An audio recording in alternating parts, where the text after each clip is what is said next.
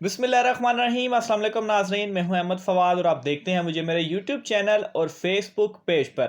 नाज़रीन, पीडीएम की जानिब से एक फ्लॉप शो किया गया है सवात में।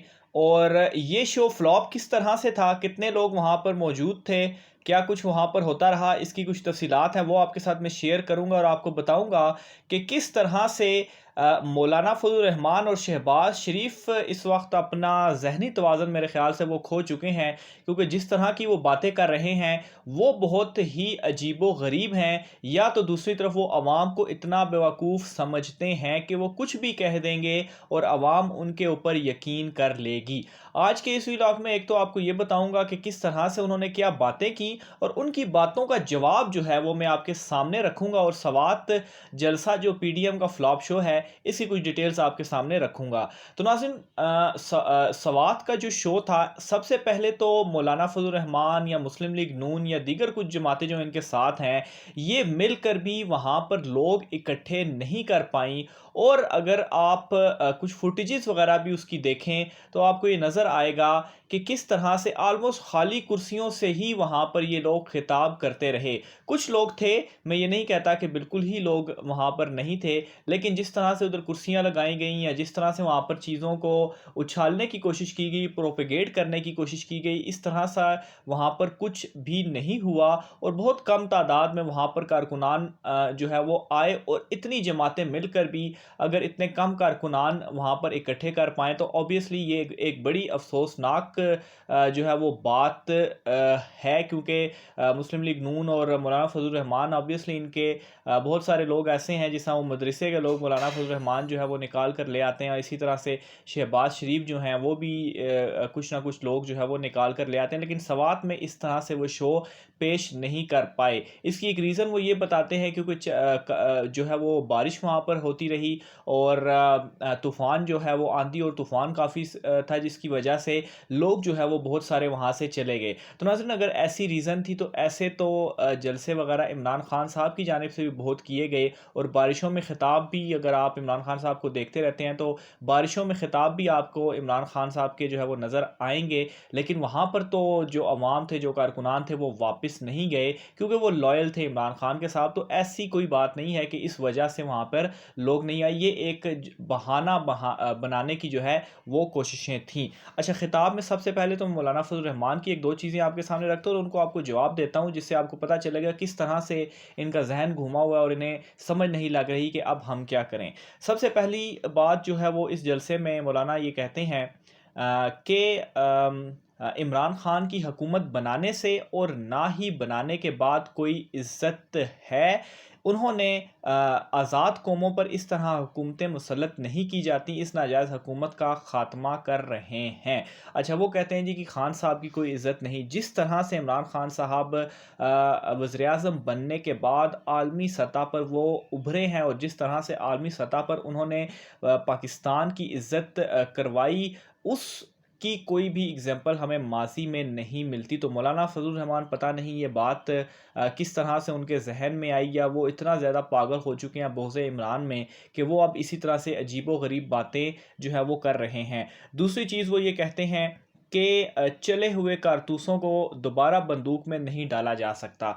तो इमरान खान साहब कौन से चले हुए कारतूस हैं, उन्हें तो हुकूमत ही पहली मरतबा मिली है, वो पहली मरतबा ही वज़ीर आज़म बने हैं। चले हुए कारतूस तो आप हैं जो कि गुज़श्ता पता नहीं कितनी दहाइयों से आप हुकूमत में रहे, लेकिन आज तक कोई एक काम ऐसा नहीं है जो आप कर पाए हों। कश्मीर कमेटी के आप जो है वो चेयरमैन रहे, क्या आपने कश्मीर का मसला उजागर किया? कश्मीर का सही मानों में मसला अगर उजागर किया है तो वो वज़ीर आज़म इमरान खान साहब की जानिब से ही आकर किया गया है। तीसरी बात वो ये कहते हैं कि इमरान खान पाकिस्तान की सियासत का गैर जमहूरी हिस्सा हैं। अवाम आज भी इस मुल्क में आइनों का कानून की हुक्मरानी के लिए पुरजोश हैं। अच्छा, मौलाना साहब ये भी बड़ी एक अजीब सी बात करते हैं कि गैर जमहूरी हिस्सा हैं। मौलाना फजल रहमान को शायद ये मालूम नहीं है, खैर वो उस मीटिंग में भी मौजूद नहीं थे, कि शहबाज शरीफ ने किस तरह से जब आर्मी चीफ साहब से ये कहा कि हमें बड़ी खुशी हुई कि आपने जिस तरह से अमेरिका को अड्डे वापस करने से इनकार किया, जिस पर जो है वो आर्मी चीफ साहब की जानिब से जवाब दिया गया कि ये फ़ैसला जो है वो इमरान खान साहब का था। तो असल मानों में गैर जमहूरी क़ुव्वतें तो आप हैं, वज़ीर-ए-आज़म इमरान खान साहब ने इस हुकूमत हुकूमत वज़ीर आज़म बन कर असल जमहूरियत को उजागर किया और बताया कि असल में जमहूरियत होती क्या है और किस तरह से मुल्क को चलाया जाता है और किस तरह से फ़ैसले किए जाते हैं, किस तरह से अवाम के लिए, अपने मुल्क की, अपनी कौम के लिए बड़ी मुसीबत के सामने डट जाया करते हैं, जैसा कि अमेरिका के सामने वज़ीर आज़म इमरान खान साहब जो है वो डट गए हैं। माजी में आप रहे हैं हुकूमतों का हिस्सा, आपकी तरफ से माजी में तो इस तरह से कोई भी ऐसी चीज़ नहीं की गई जो आप आज इमरान खान साहब को कह रहे हैं कि वो गैर जमहूरी तरीके से जो है वो आए हैं या वो सिलेक्टेड हैं।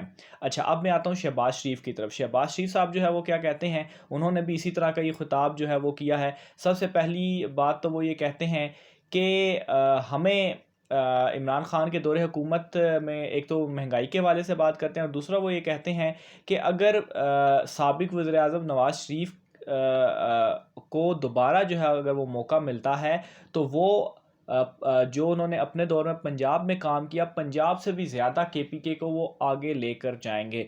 अभी कितनी मज़ाहिका ख़ेज़ बात है कि शहबाज शरीफ कहते हैं कि अगर उन्हें दोबारा मौका दिया गया तो वो पंजाब से भी आगे केपीके को लेकर जाएंगे। और कितने मौके चाहिए आपको, गुज़श्ता पता नहीं कितनी दहाइयों से आप मुसल्लत हैं इस कौम के ऊपर और हुक्मरान बने और डिक्टेटर, असल डिक्टेटर तो आप हैं जो बने यहाँ पर बैठे हुए हैं और उसके बावजूद आप कहते हैं कि हमें मौका दें और हमें मौका दें। कितने आपको और मौके दें? इमरान खान साहब तो अभी आए हैं और जिस तरह से उन्होंने नुमाइंदगी की कौम की, उसकी कोई भी मिसाल नहीं है। तो ऑब्वियसली ये एक ज़हनी तवाज़ुन इस वक्त जो है वो खो चुके हैं। इसके अलावा महंगाई की ये बात करते हैं तो मुझे एक बात का जवाब दें कि महंगाई गुज़श्ता कितनी हुकूमतें आप देख लें, किस हुकूमत में महंगाई नहीं हुई। मैं आपके सामने एक एग्जांपल रखता हूं कि मुशर्रफ का जब दौरे हुकूमत था तो उस वक्त पेट्रोल की जो कीमतें थीं वो 30 रुपये लीटर थीं। जिस टाइम पीपल्स पार्टी की हुकूमत आई उस वक्त पेट्रोल जो था वो कहाँ 100 से भी ऊपर चला गया। तो क्या उस वक्त की महंगाई आपको नज़र नहीं आई?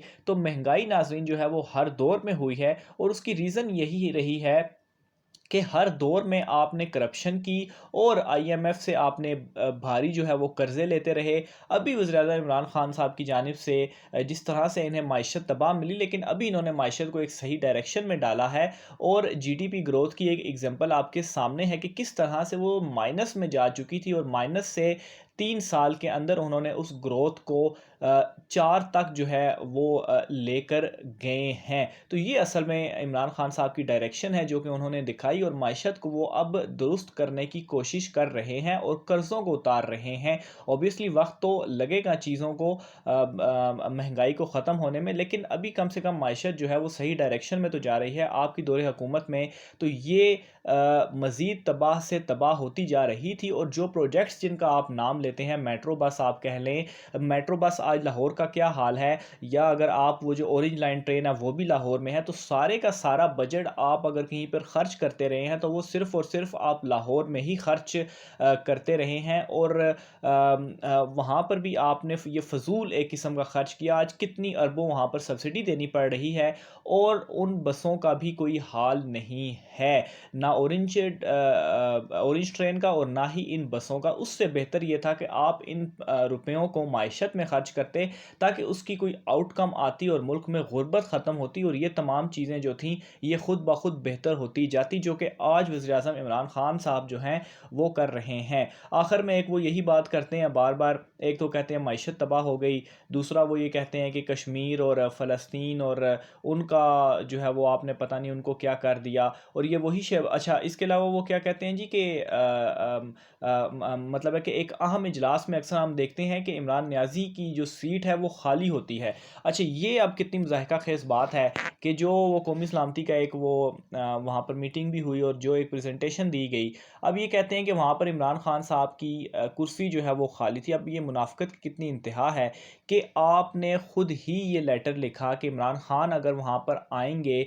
तो आप अपोजिशन जो है वो उस इजलास का, वो उस मीटिंग का बाइकआउट करेंगे। इतनी इम्पोर्टेंट वो मीटिंग थी जिसकी वजह से इमरान खान साहब ने खुद ये फैसला किया कि ठीक है वो मीटिंग में नहीं आते, उनकी जमात के बाकी तमाम लोग चले जाएंगे और इसी तरह अपोजिशन भी वहाँ पर जाए, क्योंकि वो जो मीटिंग थी वो बहुत ज़्यादा अहम थी और उसकी जो प्रेजेंटेशन थी वो लाजमी सुननी चाहिए थी। लेकिन अवाम को बार बार ये तासुर दिया जा रहा है कि शायद इमरान खान साहब जो हैं वो ख़ुद नहीं आए, और अभी यहाँ पर भी ये बात करते हैं कि इमरान खान साहब की सीट खाली है, सीट खाली है। तो ये इस वक्त उनका ज़हनी तवाज़ुन हो चुका है कि उन्हें इस वक्त मालूम ही नहीं है, कोई चीज़ उनके हाथ में नहीं आ रही पकड़ में कि वो वज़ीर-ए-आज़म इमरान खान साहब के ख़िलाफ़ कह सके कि उन्होंने ये किया, उन्होंने वो किया। बजट के ऊपर ये कोई बात नहीं कर पा रहे। अभी हाल ही में बजट जो है वो पेश किया गया। अगर बजट इतना ही नाकाम था तो आप क्यों उसमें से कोई चीज़ हाईलाइट करने में अभी तक नाकाम रहे हैं?